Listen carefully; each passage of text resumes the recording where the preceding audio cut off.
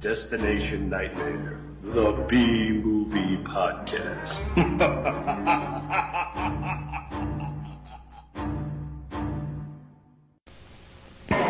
Now, giant entertainment, giant terror. The War of the Gargantuas and Monster Zero. Do you see anything? From a planet 50 million miles beyond the stars came a strange message. Lend us your Rodan and Godzilla to fight our Monster Zero.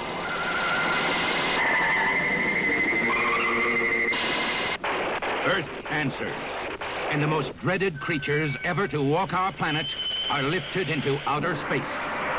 The stage is set for the mightiest battle ever seen by the universe in Monster Zero. All forces on Earth ready to attack. What started out as a call for help from space turns into a nightmare of terror on Earth, Monster Zero. And the War of the Gargantua. It began with a mysterious, wild storm at sea. And before the night was over, the whole world would hear of the terror of the Gargantuas. Where had such a monster come from? What forces created such a devastating destroyer? Who or what could stand up to it?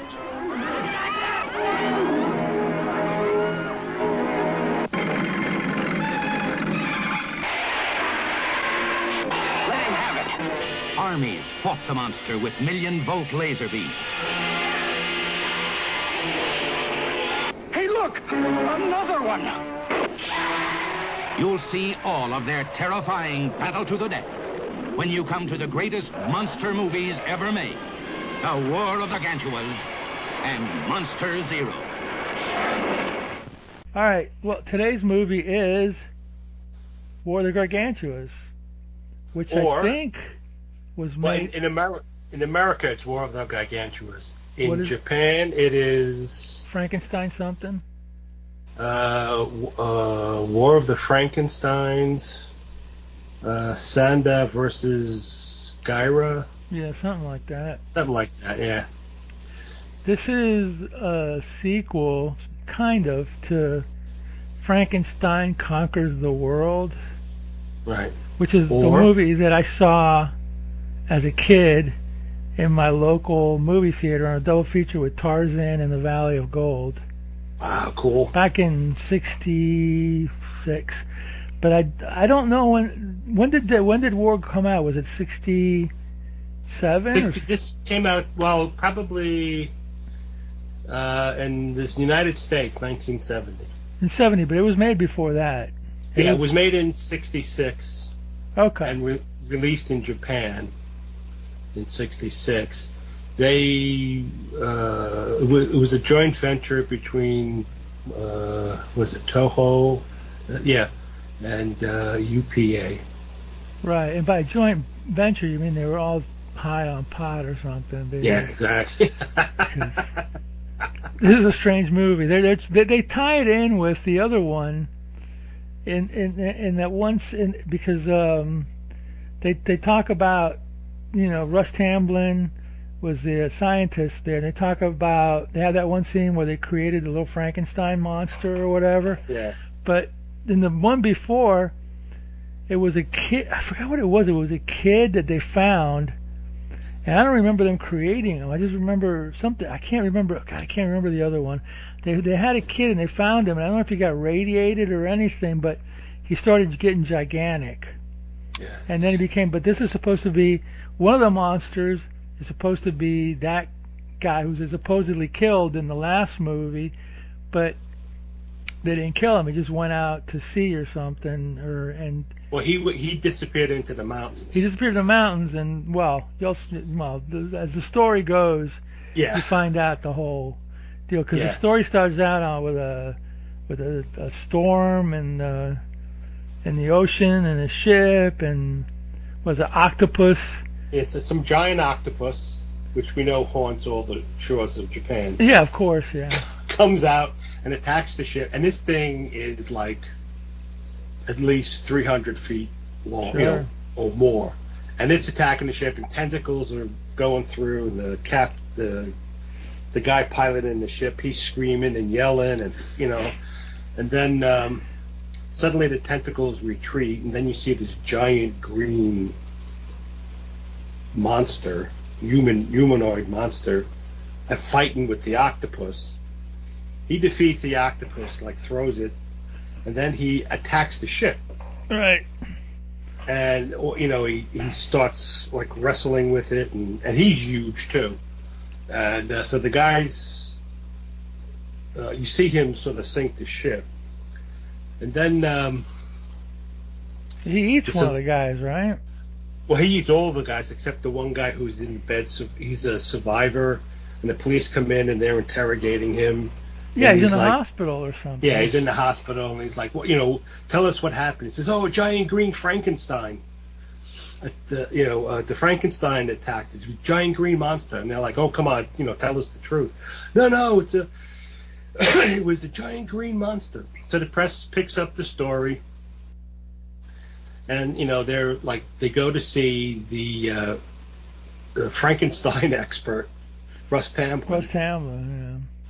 Who supposedly created the Frankenstein monster in the last movie, right? But that one either, like you said, escaped or was in the mountains or was destroyed or something. I don't remember. I didn't. I should have watched the other one, but according to this movie, it escaped, fled to the mountains, and something happened.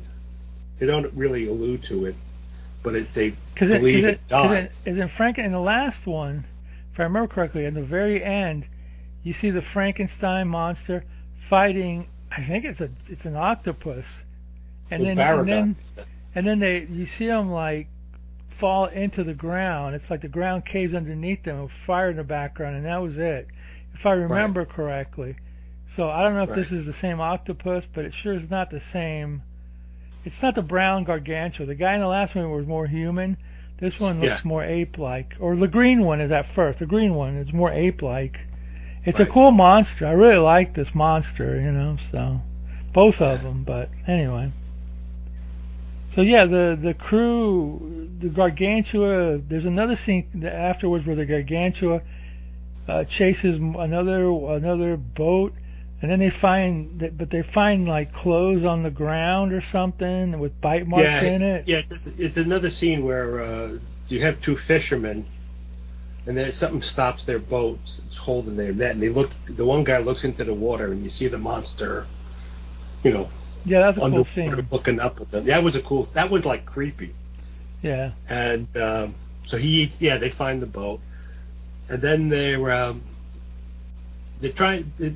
keep trying to blame the Frankenstein monster for these attacks, and Russ Tamblyn and Kumi Mizuno, his assistant. Yeah, they're like, oh no, it can't be because he wouldn't hurt people. He was very gentle, and they have a flashback when you see him when he was a small little ape-like monster. He's real cuddly and yeah, and he's like, he's playing with her purse, and she's like, oh, you naughty monster thing, etc.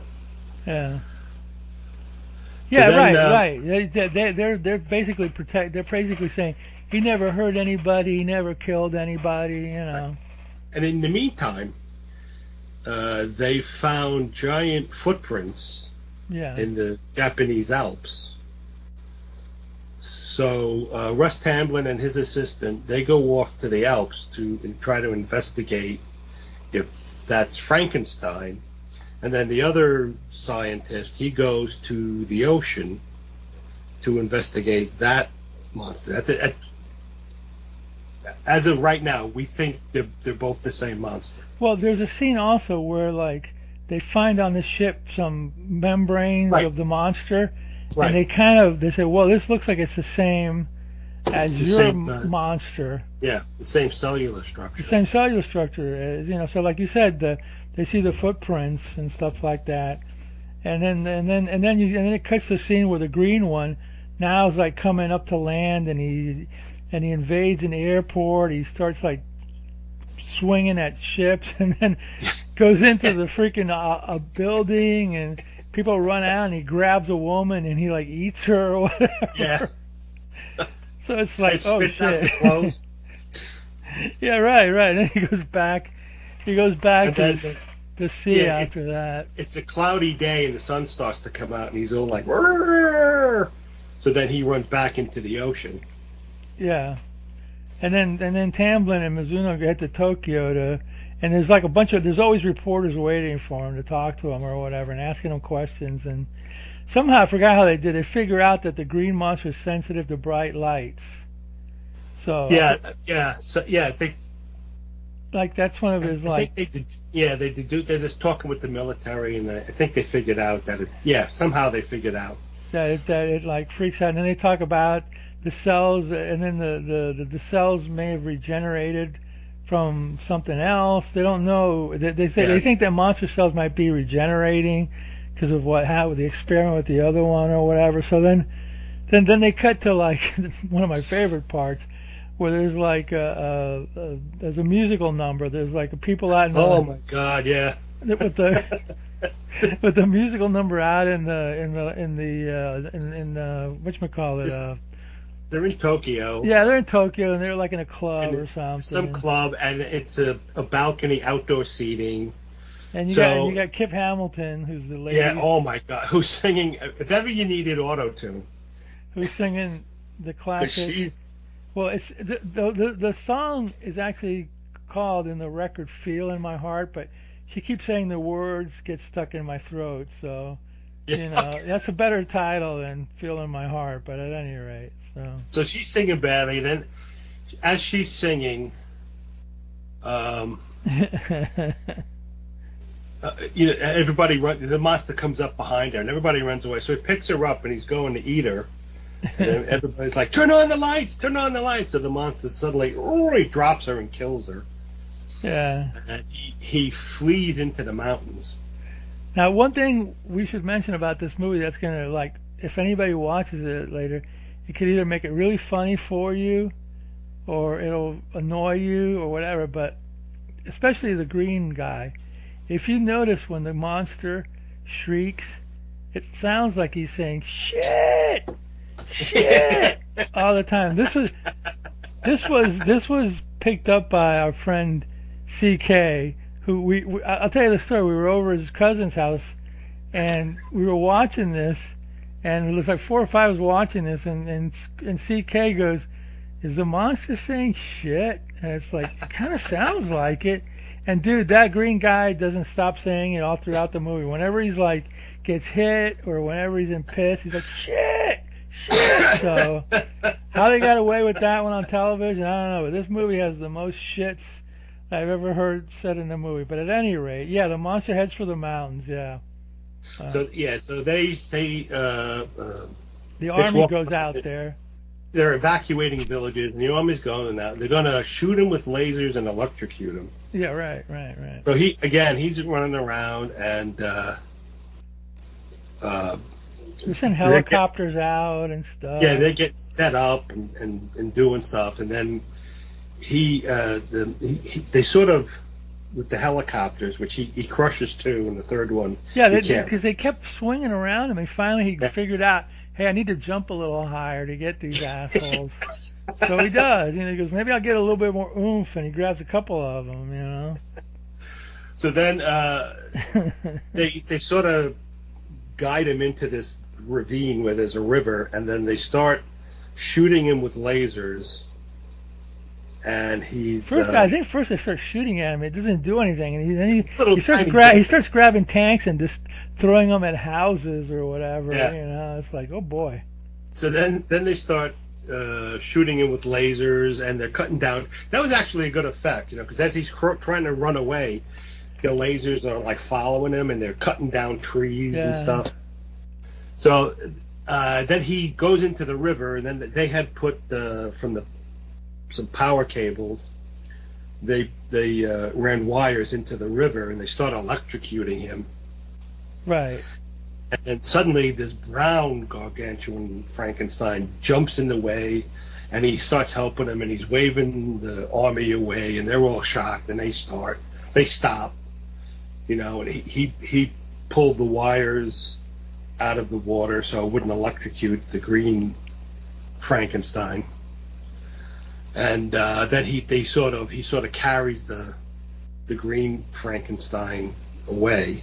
Yeah. So and the green Frankenstein's like all beat up from all the, he's like bleeding. Yeah, and he's all bleeding, and yeah. So you find out he's for some reason they tell you that they named the brown mountain Frankenstein Sanda. And the other one's a water guy, right? The green one's more of an aquatic guy, right? The green one. The green guy is Gaira. Yeah, something like that. So the Russ Tamblyn and the other scientists are out there looking, and they find some tissue in the water, and they theorize, like you said, that somehow some tissue, the brown Frankenstein mountain guy, he somehow got hurt, and because he's radioactive, the tissue fell in, I guess the water goes into the sea, and the tissue went into the sea and lived off plankton until it grew into the giant green Frankenstein monster. Yeah. And so they're out. So Russ Tamblyn and his assistant, they're on a hiking trip. Right. And she kind of, they're looking around and they're with other hikers and they're running around, and then the green monster, the Gaira, comes, and he goes to attack the hikers, and so everybody runs away, and then the assistant, she slips and falls and is hanging by a branch, and Russ Tamblyn's trying to save her. In the meantime, Russ Tamblyn's voice has been dubbed into English by another actor who has a deeper voice. Okay, I'll tell you something about that, because my friend told me about this. The original version of this, the one that was AIP, this is an international dub. The original one, they actually got Russ Tamblyn to dub his own voice. Right.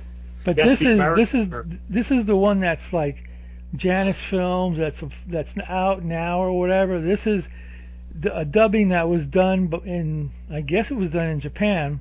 Yeah. And it was for international audiences that spoke English. But AIP would a lot of times hire their own guys in New York to redo it to the specification. And they got Tamblyn. I think he said they actually tricked Tamblyn to go back and do it again because he didn't want to do it. And then he wanted to redo the lines, and I don't know. He was problematic apparently. Yeah, but they got him to dub his lines. Yeah, in the international version that we watched, the voice actor was Goro Mutsumi. So it was a Japanese doing his voice. Yeah, it was a Japanese doing his voice. Interesting. And it was much deeper and everything. So anyway, Russ Tamblyn's trying to save her because she's hanging off a cliff, and he shouts out to her, "Don't go anywhere, hold on!" And she's like hanging from a branch, and I'm thinking, where the hell is she gonna go? Yeah, really, yeah. So she's about to fall, and the brown Frankenstein Sanda saves her and puts her back on the cliff. Because even at this stage, they're not sure because the brown Frankenstein helped the green Frankenstein, they're not sure if he's good or bad. He's good or bad, right? But there's a connection. They're trying to set up a connection between Kumi and the Frankenstein monster. Like they have like a little bit of a bond or something like that. Like like a King Kong-ish thing or whatever. Yeah, like a King. Yeah, exactly. Yeah. So they're trying to say. So then also the brown Frankenstein monster injures his leg. It's a big rock falls on him as he's trying to save her. So then they're trying to convince the military that only the green guy is evil, the brown guy is good, and they're like, no, we got to kill them both. Yeah, and he tells them, look, if you destroy them both, their cells could regenerate all over the place. Yeah, you're gonna have 1,000 of these monsters. Yeah, because originally they want to blow them up. Yeah. So then they're going to do napalm and destroy all the oxygen in the area.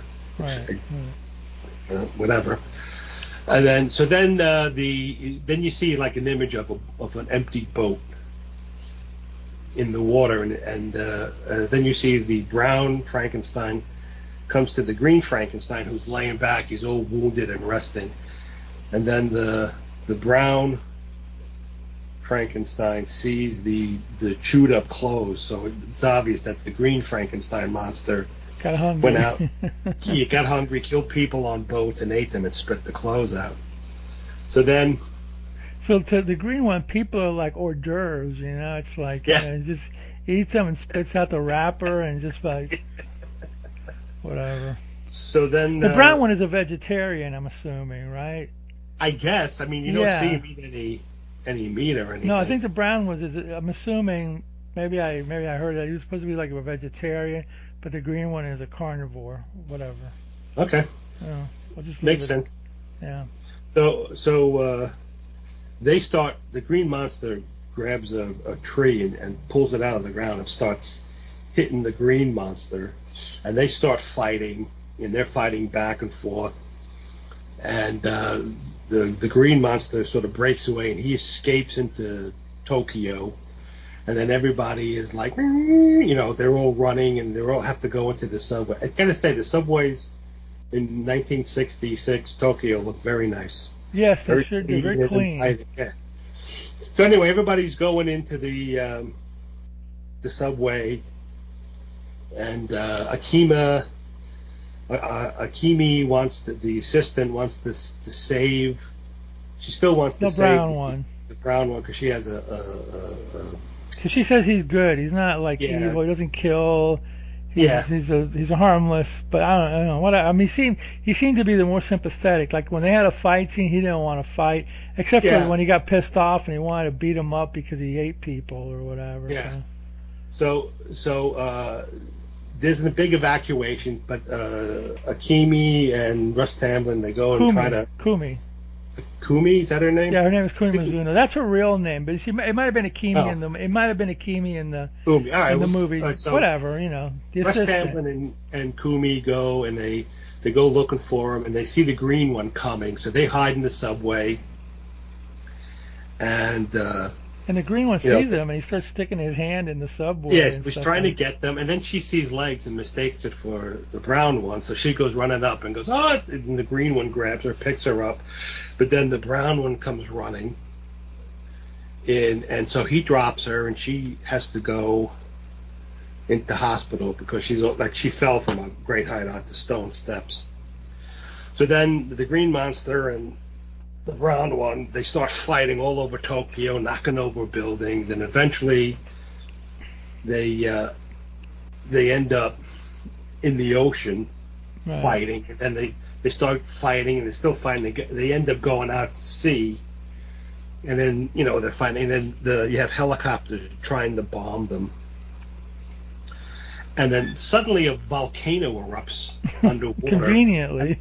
And it erupts around the monsters fighting, and this big volcano rises up, and all this smoke and stuff. And then it looks like it kills both monsters. So, the two Russ Tamblyn and Kumi are there. Like, I wonder. She's in the hospital. Yeah, she's in the hospital recuperating or whatever. She's all bandaged up. Bandaged, yeah. And the other scientist comes in. Russ Tamblyn goes, I wonder if they survived out there. And the other scientist says, well, we had to break off our search because of the intense heat, but nothing could have survived there. And then that Japanese symbol comes up, which I assume says the end. The end, yeah. Cool movie. Yeah, one of my favorites. A lot of fun. Yeah. Now, I remember seeing the American version, which had some slightly different scenes in it when I was a little kid in black and white. Oh, yeah, really? Yeah, and this movie's difficult in black and white because the monsters, except for like the nose. Oh, yeah, I didn't think about that. The green one has a more monkey-like nose and pointed teeth, tusks. Except for that. You look the same, huh? Yeah, and it was hard as hell to tell the difference sometimes, what was going on. The green one was meaner looking. Yeah. Yeah, he had some weird nose. He looked like, if you look at Japanese prints of demons and monsters, they have this sort of weird monkey-like nose with the nostrils flaring off to the sides, and tusks. Yeah. And the brown one looked more human. Yeah, sort of. I mean, they still had they had the square Frankenstein. Yeah, the square. There's like a combination between a Frankenstein monster and King Kong or something. Yeah. Something along those lines. But yeah, I never thought about that. If you're watching in black and white, they both are very similar. So you think that they're twins. But the color one separates them. So you know who's the quote good one and who's the bad guy or whatever. Yeah. That's interesting. So you saw this in black and white, probably in the 60s. That and also Frankenstein Conquers the World. Saw that in black and white too as a kid. Oh, you did see it on TV? Okay. Yeah, TV. Yeah, probably in the 70s or so. I've never. Did I ever see Frankenstein Conquers the World on TV? I don't remember. I think I have a DVD that I got of it besides the one that's on the theater, but it might have played on TNT or something. I don't know, but maybe in New York it played, like you said, you saw it and you saw it in black and white as well. Yeah. Well, I only had a black and white TV set up until the mid 70s. Oh wow! Like that. So you saw a lot of stuff in black and white. Yeah. Then when you see it in color, it's like watching another movie or something. You're going like, exactly. Wow, it was so this time it was easy to tell them apart. Yeah, sure, yeah. Yeah. But I kind of like this one better because it's not lizards.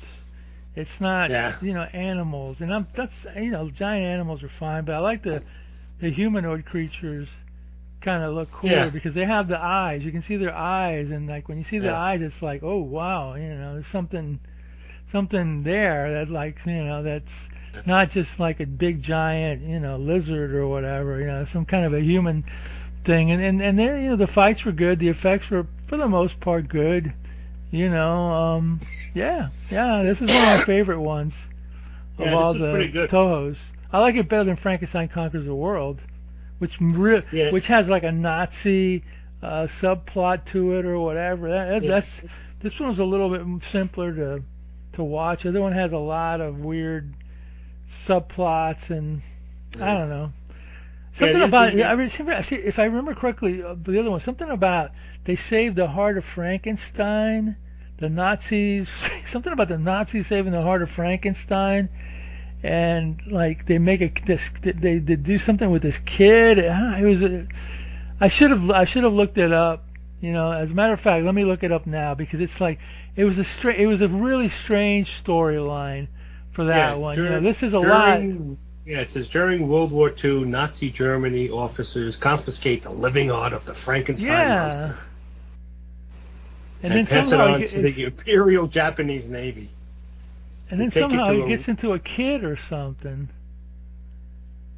They bring it to Hiroshima, and after doing the experiments, the atom bomb is dropped on Hiroshima. And then 15 years later, a feral boy runs rampant in the streets of Hiroshima, capturing and devouring small animals. And then they find the boy hiding in the cave, cornered by outraged villagers, and they take the boy in, and they discover he has a strong resistance to radiation. Did they put Frankenstein's heart in him or something like that? No, I think that you find out the kid grew, I guess because of the radiation, the heart grew into the kid somehow. Yeah, it's bizarre. And that kid in that movie looked nothing like the little ape kid in For the Gargantuas, They try to tie it in, but they don't look anything, to me, as well alike at all. Well, in the American version of World of Gargantuas, they never mention Frankenstein. They call them Gargantuas. So this one does mention Frankenstein. This one does mention Frankenstein. Okay. Yeah. So the American version is separating the two movies. This one tries to tie them in a little bit. The other one which was odd because if you look at the Frankenstein, it's Frankenstein versus Baragon, which is what it's called in the... Which was the Frankenstein Conquers the World. Right.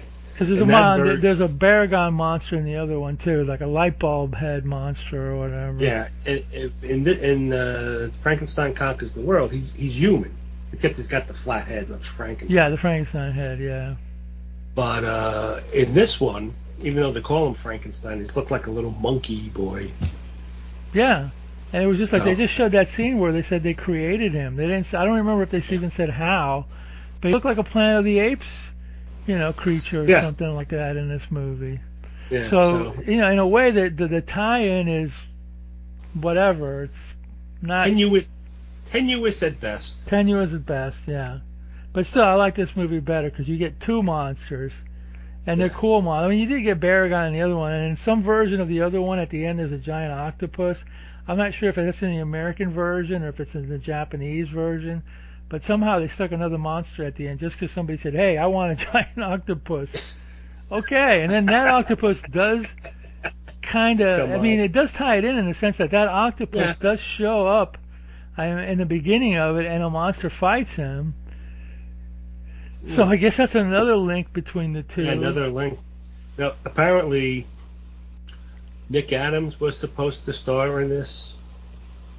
And then Tab Hunter. Tab Hunter would have been weird. At the very last moment, they hired Russ Tamblyn. And Russ Tamblyn is still alive, by the way. He's one of the guys from that era, including Jack Nicholson, who is still, alive from doing movies in the late 50s and the 60s and beyond. So, Tamblyn had a weird career. He ended up doing a lot of B movies, like Al Adamson movies, and then he had a career resurgence again in I think he was in Twin Peaks or one of those movies. Like some doctor, I forget the doctor's name. Yeah. He wore the two glasses, like the 3D glasses with the two different lenses. Yeah, he wasn't in Blue Velvet. They had Dennis Hopper and Dean Stockwell, but I think they got him for Twin Peaks. So but he's still around. I don't know what he does now, but I mean, good for him. He's one of the guys that's still hanging in there. So. But yeah, I guess in the international version of this, there are more connections, maybe. Yeah. It makes a little more sense, maybe, than the other one. I don't know. Well, it makes even more sense if you kind of see Frankenstein Conquers the World than this movie, because then you got more, except for the... See, if they didn't show that scene, maybe if they showed the scene, instead of a little monkey boy, they showed a little Frankenstein boy. The kid from the other movie. It would have been a stronger tie-in. It would have made a little more sense and seemed more like a sequel. Yeah. I guess as he grew older, he grew hairier or something because he was in the mountains or something like that. Yeah, the UPA was they co-produced this, and I think they co-produced a few other ones. In the 60s, but I think Toho has the rights back to all these. So, when I think when the rights reverted back to Toho, they stopped using the American dubs, which is what UPA did and AIP did, and they used their own international dubs that they had commissioned back in when the movie came out or whatever. So, I think the American dubs are better myself. But Toho wants more control. You know what I mean? If they put it out with the American dub, they figure they might lose some control, or they have to pay money to AIP or to somebody. So they just said, no, we're just gonna. What's funny to me is that these are now Janus Films. Janus Films used to be like art movies. Yeah, they used to. Yeah, I used to like see some like really weird movies on PBS. Yeah, that's exactly right. Janus Films used to be. What's his face? The Swedish director, Bergman. There used to be Bergman movies and like really, like the Virgin Spring or whatever. Now it's Godzilla. Okay, cool. Whatever. I mean, I guess those are classic movies now. They're definitely classic movies now. They're 60 years old or whatever. But Janus Films is credited with introducing. Numerous films now considered masterpieces to American audiences, including films of Michelangelo, Antonioni, Sergio Eisenstein, Ingmar Bergman, Federico Fellini, Akira Kurosawa, Yachi Ray, Francois Truffaut. Yeah, I mean, a lot of foreign. Yeah, like the Seventh movies. Seal. Yeah, right. Guy plays. Where he plays chess with death or whatever. With death. So, I guess they're just following. Hey, this is. That's the same with another movie company, Kino Films. Kino Films, if I remember correctly, back when they started, they used to do a lot of silent movies like Vampire and Nosferatu and all that. And now they're released on Blu-ray, all the AIP stuff and all the 60s, monster things. Well, not all, but some. So they're kind of getting into that because I guess they're still doing foreign films, I imagine, but they've already exhausted, I guess, all of their their classics or the new wave or Ingmar Bergman ones or whatever. So now we'll do AIP. We'll put them out on Blu-ray. Yeah, also a lot of people adults grew up with these movies, so they're not really mainstream. So I guess maybe in some crowds these are considered art kind of movies. Yeah, now they are. Now that in a weird way they are. Now they back then they were considered crap movies. Yeah. I remember when I went to see Frankenstein Conquers the World. I talked my dad into taking me, my mom, and my dad was heckling this movie in the theater when I was there in Spanish. He was making fun of it, and I was like so embarrassed. Like, stop it! And he's like, "It's a light bulb monster. What are you talking about?" This is Baragon from the original Frankenstein Conquers the World. He did like Tarzan and the Valley of Gold. Because that's one of those Tarzan movies. I think, what's his face? He played him. Mike Henry played him, and there's a couple of movies that they did in the '60s with Tarzan where they tried to make Tarzan look a little James Bondish. You see him in a suit every once in a while and stuff. Yeah. So I think my dad liked that one a lot better than. Yeah. And I, of course, liked Frankenstein Conquers because you know why I wanted to see it, because it was on the cover of Famous Monsters. Yep. Yeah, exactly. I saw that, and then I saw it was playing in my local theater, which is a block away from my house, so I had to go, That Famous Monsters, man, because of Famous Monsters, I saw Frogs played in my local theater, Tales from the Crypt played in my local theater. Whatever Famous Monster had on the cover, if it was playing in my the Palm Springs Theater in Hialeah, I would inevitably be there on the weekend. Either with a friend or my parents. Famous Monsters was great, but that was one of those top shelf, at least in my area. That was a top shelf magazine. You couldn't reach it? You couldn't get it? No, I couldn't get at it. You had to ask the store owner, and that was up there with like the detective and crime stuff, and the Stag and Men's Magazine. Yeah, that kind of. So I mean, you didn't even. But I would remember looking up at the covers and being like enthralled by the picture. The one I remember most was they had that Outer Limits one with that weirdo monster with the orange one with the lobes on his head and stuff. Yeah. But it was out of reach, and then, plus I couldn't afford them. Not in my neighborhood, man. I remember there was either they used to sell those at the Yû which was a convenience store or gold chain that's gone, and at the Rexall drugstores, which was a little further away from my house, and my dad would take me there. But they were on not on spinner racks, but on shelves. They had like a 2 or 3 tiered shelves with all their magazines, and you would have. I remember. I mean, I'm looking at it in my brain right now. You go there on the bookshelf. It would be on the left. You would have Creepy, Eerie, Famous Monsters, blah blah blah. As you keep going further to the right, you start seeing Stag, For Men Only, and it was right there. They didn't have Playboy. And Playboy or nothing were there, but the sweat mags, as they call them, they were there. I don't know. I'm sure they wouldn't have sold them to me, but they were not out of reach. They were within. Wow, that's cool. Even at the Yû it was even better because you could actually, if they weren't looking, you could actually read them and see the pictures and crap. Cool. You know what I mean? So they did not do that here. That is cool. Maybe at a newsstand they would, but I don't remember ever not. As a matter of fact, we did have a newsstand there, and I remember they used to have all the monster magazines together, but then they would separate, the newsstand we used to go to would separate the sweat mags to another area, but not that Rexall, man. It was just like, boom, there they are. Cool. You know, I couldn't buy them, or I never tried to, because my dad was taking me, and he would go like, "What the hell did you buy?" As a matter of fact, I got to take a swig because I'm coughing now. As a matter of fact, I remember the day that I bought Vampirella #1. Yeah. And it was right there, and I was like, oh my God. I had to get another quarter or something from my dad, so, and they sold it to me. Yeah. And with that kind of sexy Frazetta cover, and I'm like, okay. So I brought it into the car, and my dad takes a look at it. He goes, let me see that. He's thinking I'm buying a dirty magazine, and he starts looking through it, and he goes, oh, it is comics. Oh, no problem. There you go. But he actually inspected it, like, what the hell? You know, and the place that sold it to me, I didn't care. Well, they probably looked at it too and was like, it's just a comic book. He might have gone, hey, let's see what pictures are in this, you know.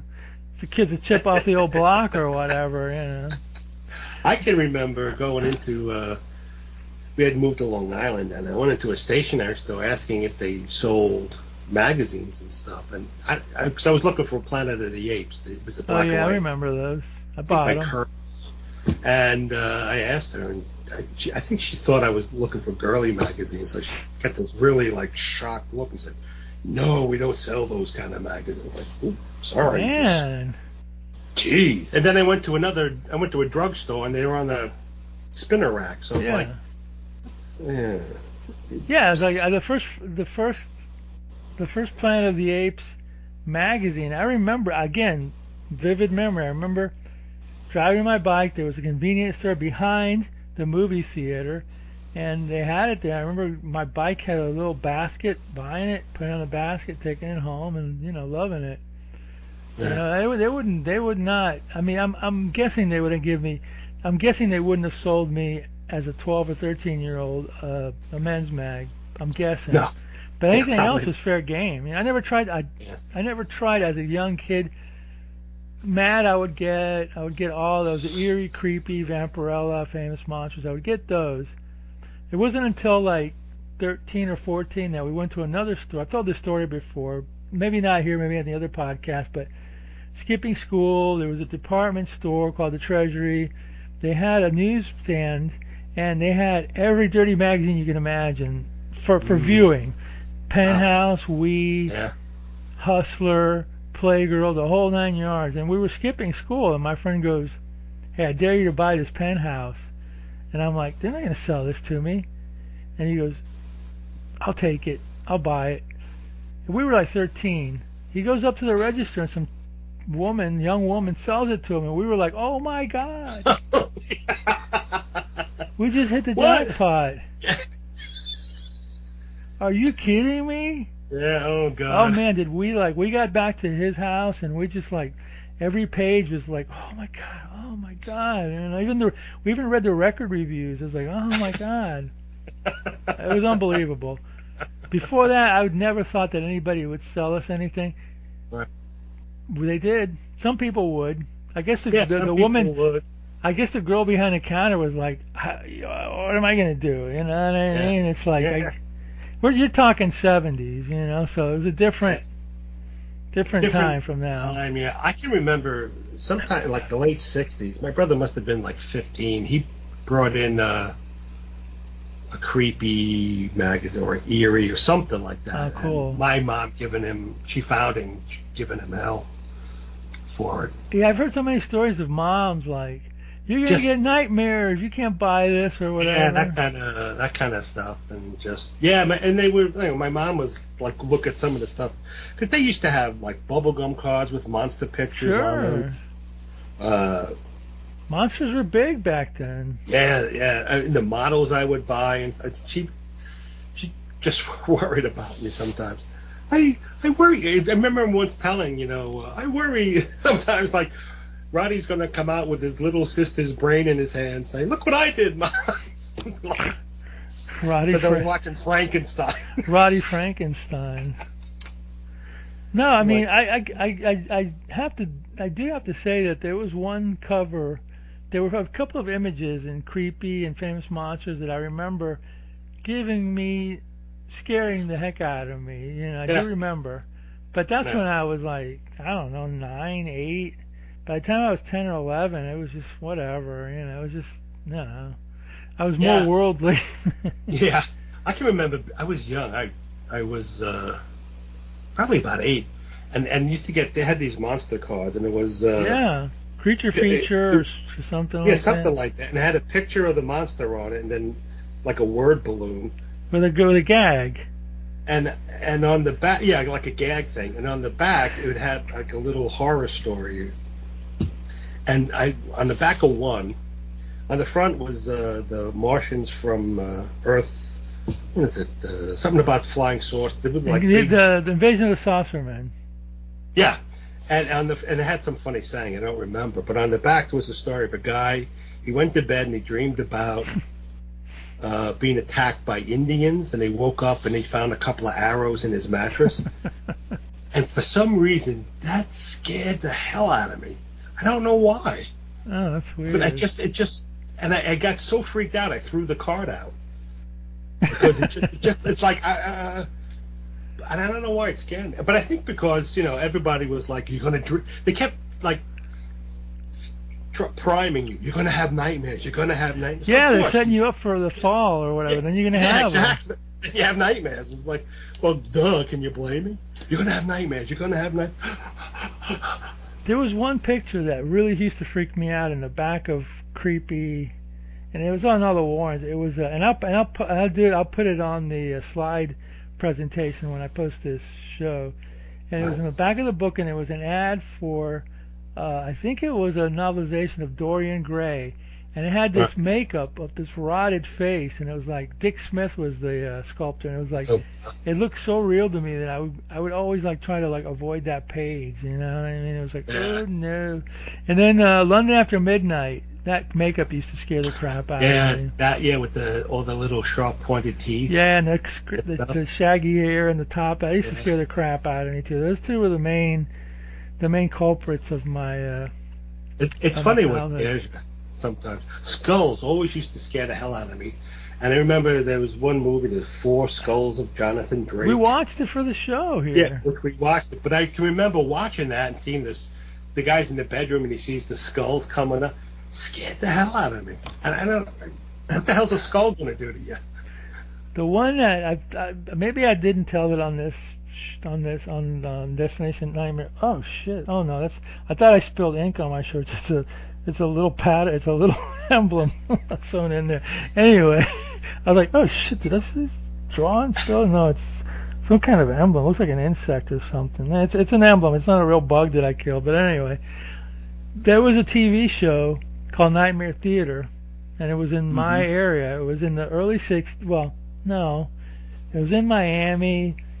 I think it was from 65 through 69 or 70. I don't know, but it was a late night Saturday horror show, and I didn't know anything about it. So one day I'm sitting there and watching. I saw the promo scared the crap out of me. It scared me so that I didn't. The promo was so good at scaring the crap out of me that it stopped me from watching the freaking show. So that's how dumb.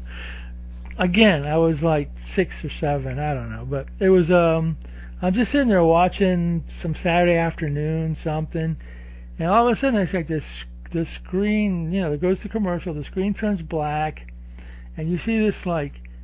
It starts out real small, this like optical wheel. And as it gets bigger, you see this disembodied face, and he's like, "I'm the ghostly host of Nightmare Theater." And I lost it. I ran out of the room, and like, I told my parents, "Don't put on Channel 10 when I'm here because I don't want to see this again." And they didn't care; they would put it on anyway. So I remembered it was like I saw that once, and then I didn't see it for a while. So son of a gun, I'm sitting there, and it's like in the summer, and there was a morning show, kids show called Banjo Billy. Freaking during commercials, I think it was during Banjo Billy. It was either during Banjo Billy or when the show ended and it went to.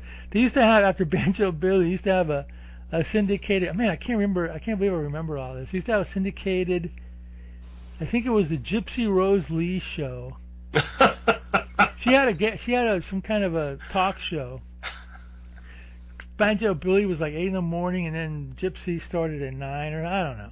Anyway, Right. but anyway, freaking banjo ends. All of a sudden, the screen goes black again, and there's the promo, Oh, and I'm God. like, "You bastard! You did this during a kids show, you whore!" I never watched the show. Yeah. If they wouldn't have scared the crap out of me, it was Saturday at night at 1 or something in the morning. Maybe I would have stayed out with my mom or something and watched it, but they scared the crap out of me so bad, I never even watched it. I mean, I constantly scour the internet I could never find a clip of it. I actually found somebody that worked for Channel 10, and the guy had me talk to another guy who worked on the show, and he goes, "Oh yeah, that was stupid." And I'm like, "Not for me. It scared the crap out of me." I can't find a clip. I can't find anything. I need closure, but it's like one of these shows that, you know, back then when they recorded things on tape, they would erase them. Yeah. What was the name of the show? It was called Nightmare Theater. It was from Miami, and it was in the mid to late 60s. I've gone through Google newspapers and found listings for it, telling me a lot of the movies that were on there, but it seems like at somewhere around 69 or maybe 70, it stopped. But what was really interesting was, I guess this channel 10, which was the ABC affiliate, on Saturday nights would show a movie after the news at 11:30. Then that movie would end, and then Nightmare Theater would come on. Then when Nightmare ended, they had all-night mystery movies. It was very interesting because I was a little kid, but if I would have been a little older, I might have actually watched them because they would show, you know, Charlie Chan, Boris Karloff. Cool. So I guess that channel on Saturday nights was all night long movies. Wow, that's cool. Which is pretty cool. Yeah, back then that was rare because a lot of channels went off the air. Yeah. Like around 12 or 1 a lot of times. Yeah, if you go to Google newspapers, and another thing that was very interesting that I found out was I was looking through, I couldn't find the Miami listings because I guess those newspaper archives you got to pay for them. But for a while there, I was finding the West Palm Beach listings, and they had the Miami listings of all these shows. So I was like, oh wow, Nightmare Theater. I was saving them, you know, screenshotting them or whatever. And then all of a sudden, it's like they got rid of the West Palm Beach because I guess they started selling them. But I noticed and then I said, well, let me look at. Okay, here's Sarasota listings. Here's, you know, Tampa. Here's listings. Here's what I noticed was in small area. I didn't know this at the time. This would have been in the early 70s. No, this might have been in the 60s. Mm-hmm. Maybe in the late 60s, maybe early 70s, they had cable TV. Because I'm seeing listings for, mostly probably in the 70s, but like channels in, say, St. Petersburg, Orlando, Ocala, they would show the listings for the Miami channels. And I'm like, how the hell did the Miami channels, did they have such antennas they could reach?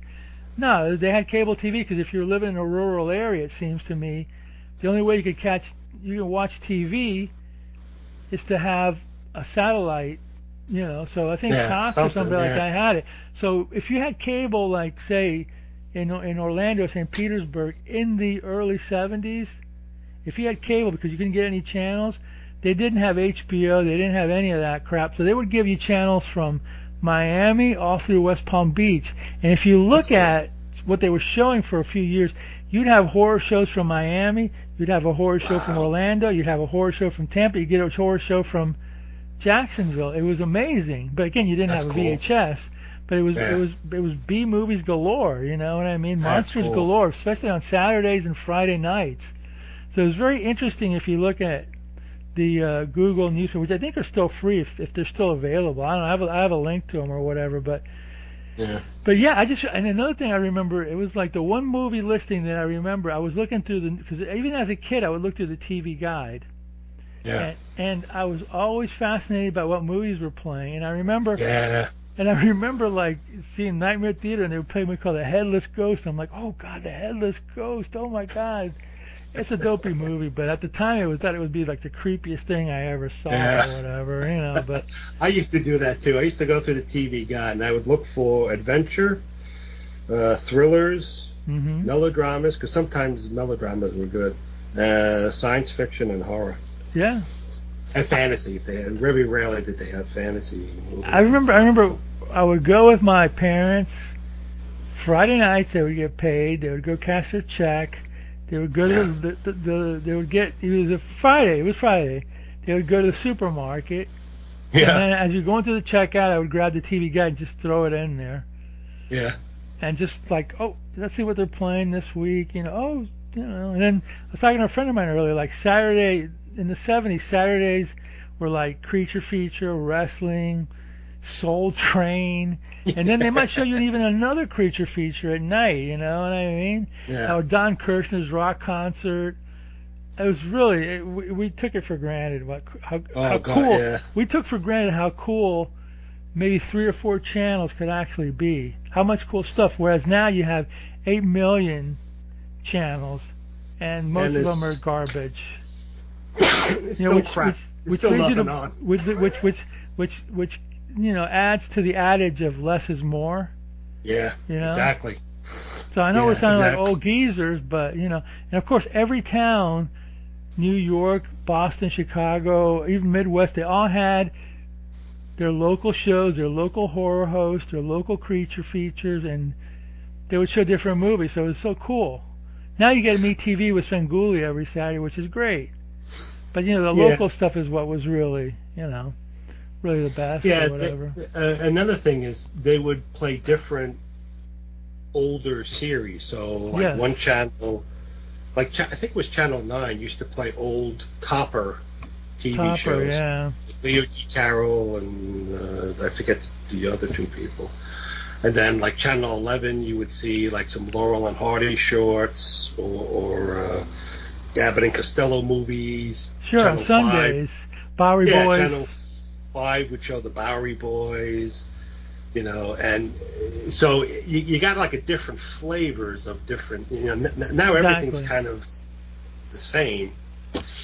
And and a lot of the older stuff, which is really entertaining, you have to really look for, because some of the modern stuff stinks. Yeah, I mean, Roku has all these channels. I was watching Bat Masterson today. They have Wild Wild West every night on one of these channels. So you kind of see all that stuff, but it's just like we're just going back. There's nothing really that great forward or whatever. You know what I mean? Just going back. There's still a few shows that I haven't seen in a million years, but a lot of them pop up here and there. Like some channel was playing Ozzie and Harriet on there. Like, I haven't seen that since There's some one thing I do, like MeTV does this a lot. They'll play, and some of the other channels, they'll play big blocks of a show. Yeah. Like you'll turn on I don't know, USA or whatever, and you'll see it's like the SVU, like 12 hours of SVU. And it's like, I don't want to say, or you go on MeTV, it's like 2 hours of MASH. Yeah. I'm not a MASH fan. Me but neither. even shows I like, it's like, I mean, you have so many shows available, you have to play the same freaking show. Well, they're doing like Sunday nights now, MeTV, they're doing 2-hour block of All in the Family. Okay, fine. But you really need a 2-hour block? Come on, 1 hour, maybe 2 episodes, Ugh, not even that.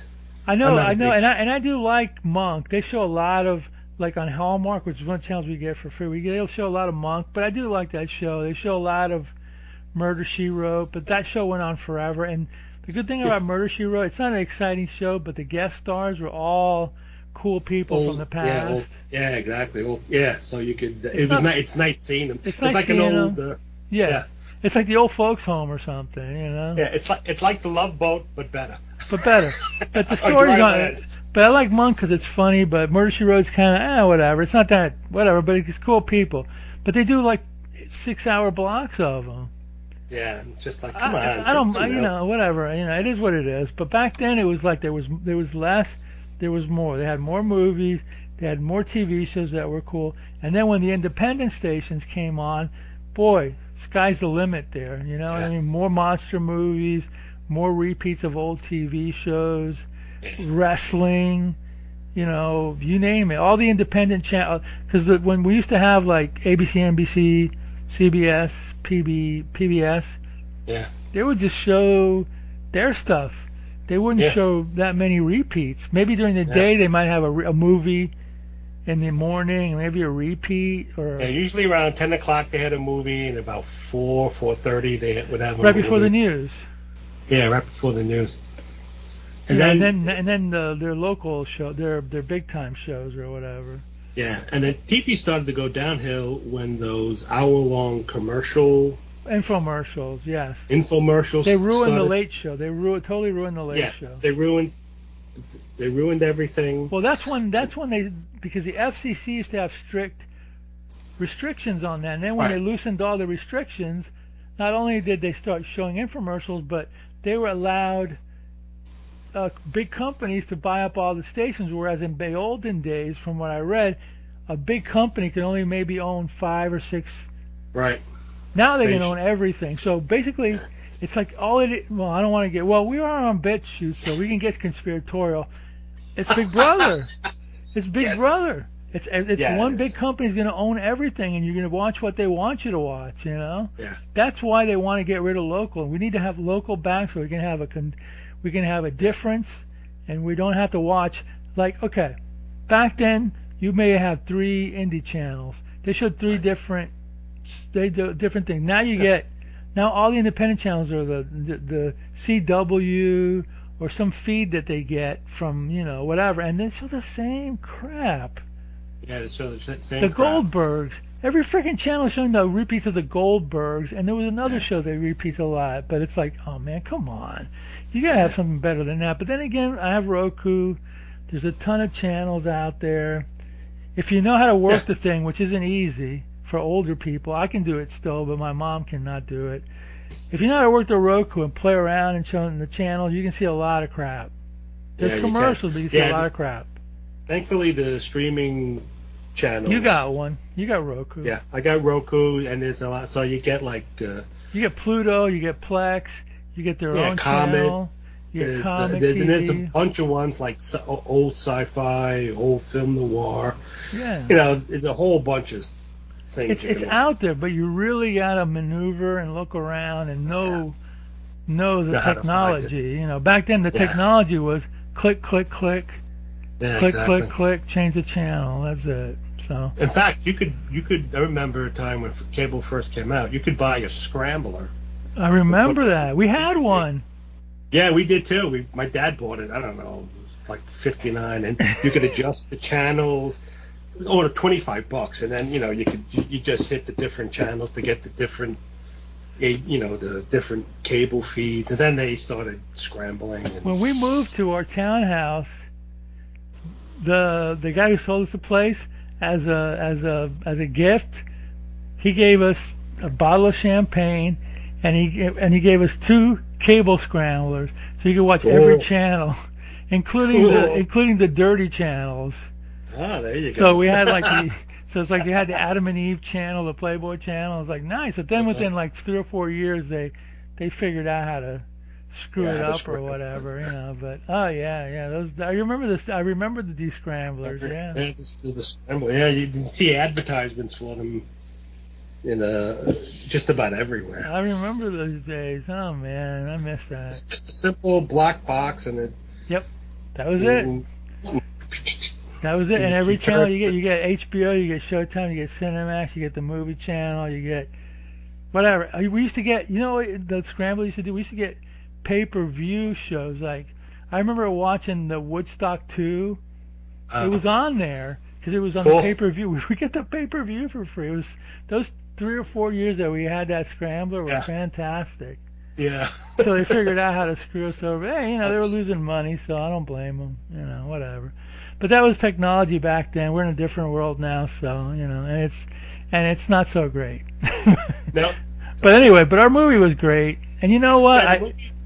Now that you mentioned Topper, there's been a movie that I keep forgetting that I really enjoy, and I want to watch it next time. It's called Topper Returns, and for some reason I really enjoy this movie. And you can get it on, you can find it on YouTube. It's got Joan Blondell, and it's kind of like a mystery horror comedy, but I really like it. So let's watch that one next. We'll watch it for next Some old time. I love early Joan Blondell. She was there was something about her. Yeah. She was a saucy gal, let's put it that way. Yes, she was. There's some nice nudie pictures of her from. Yeah, I know. I stumbled across. Yeah, you stumbled across them, huh? I was looking for something on what was it? Here Come the Brides, because she was on Here Come the Brides. Oh, she was. Oh, that was way later. Every once in a while I look at who's the cast, and I just like check out pages and older pictures of them, and then it's like, whoa! And you're like, holy moly! Holy moly! It's like, how the hell are you? Yeah. So you're 13-year-old again. Woo! Exactly right. I really like those pictures of her. So anybody out there, you know what to do now. But it's a fun movie actually. It's a weird movie because we'll watch it and we'll talk about it next time. Anyway, let's get going because we've been here a while. We've had technical difficulties, and but I think we figured it out. So yeah, War of the Gargantuas, 2 thumbs up. Yep. And so we'll be back in a couple of weeks. And Roddy, what do you want the people out there to do? I want people to watch more movies and come back and watch our show too. Yes. Watch the B movies, but listen to us talk. Because you can't watch us, but you can watch the little screen, the little slideshow that I do. Anyway, that's it. Yes.